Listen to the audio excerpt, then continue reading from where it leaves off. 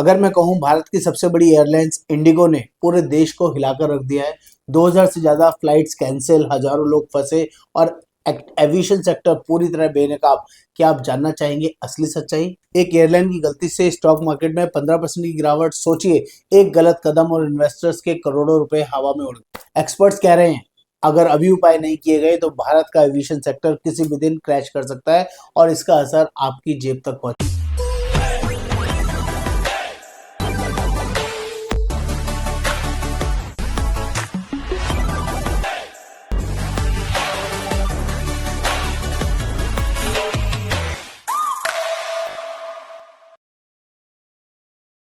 स्वागत है आपका पॉलिसी भंडार चैनल पर। आज हम लोग बात करने वाले जा रहे हैं एक ऐसे संकट के बारे में जिसने पूरे भारत को हिला दिया। इंडिगो की मास फ्लाइट कैंसिलेशन, एयरपोर्ट पर अफरा तफरी, ट्रैवलर्स का गुस्सा, स्टॉक मार्केट का क्रैश और एविएशन सेक्टर की छिपी हुई कमजोरी। यह सिर्फ एक एयरलाइन का मुद्दा नहीं, ये देश के एविएशन सिस्टम की गहरी बीमारी को सामने ला रहे हैं। चलिए शुरुआत करते हैं। Indigo crisis, what actually happened. कुछ ही दिनों में 2000 प्लस फ्लाइट कैंसिल या रीशेड्यूल कर दी गई। एयरपोर्ट्स पर सिचुएशंस कुछ ऐसी थी, लंबी क्यूज, बच्चों और बुजुर्गों की परेशानी, missed business meetings, international connections, social media पर गुस्से की बरसात। पैसेंजर्स को मिला क्या? बस एक लाइन, ऑपरेशनल रीजंस। लेकिन असली कारण इतने सिंपल नहीं है। Behind the scenes operational failures या सिस्टमेटिक कोलैप्स। रियोटर्स की रिपोर्ट्स बताती है कि ये सिर्फ एक छोटी सी टेक्निकल समस्या नहीं थी, असल में क्रू प्लानिंग में भारी गड़बड़ी थी। एयरक्राफ्ट रोटेशन में breakdown, regulatory compliance lag, over dependency of tight schedule. Indigo इतनी बड़ी हो चुकी है कि एक छोटी सी चूक से पूरा सिस्टम हिल जाता है। जब एक एयरलाइन पर 60% मार्केट निर्भर हो जाए तो गलती एयरलाइन की नहीं, सिस्टम की होती है।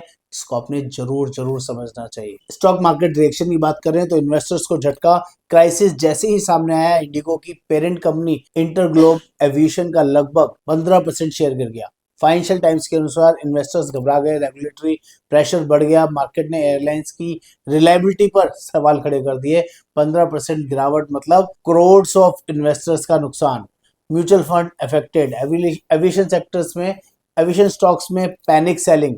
ये दिखाता है कि एक ऑपरेशनल फेलियर भी मार्केट को हिला सकता है। सिविल एविएशन सेक्टर का सच, क्या हम रिस्क में हैं? रियोटर्स की दूसरी रिपोर्ट एक बड़ी चिंता बताती है। इंडिया का एविएशन सेक्टर बहुत नाजुक स्थिति में है।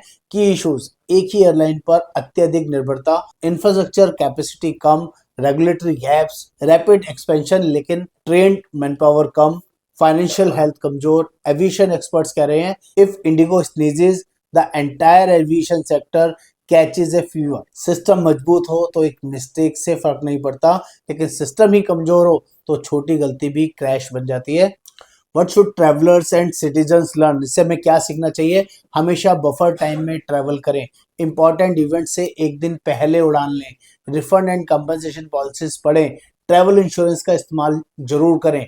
इंश्योरेंस और सबसे जरूरी, हमारे देश को एविएशन में बेहतर रेगुलेशन और रोबस्ट प्लानिंग की जरूरत है। कंक्लूजन कर लें तो इंडिगो का ये क्राइसिस सिर्फ एक एक्सीडेंट नहीं, ये एक सिग्नल है कि हमारा एविएशन सिस्टम ओवर स्ट्रेस्ड और अंडर प्रिपेयर्ड है। अगर आज सुधार नहीं हुए तो कल नुकसान और बड़ा हो सकता है, पैसेंजर्स, एयरलाइंस, इन्वेस्टर्स सभी के लिए। दोस्तों, अगर आपको ये जानकारी वैल्यूएबल लगी हो तो लाइक जरूर करें, एयर ट्रैवल करने वालों के साथ शेयर करें और ऐसे ही डीप पावरफुल एनालिसिस के लिए चैनल को सब्सक्राइब करना ना भूलें। नमस्कार, धन्यवाद।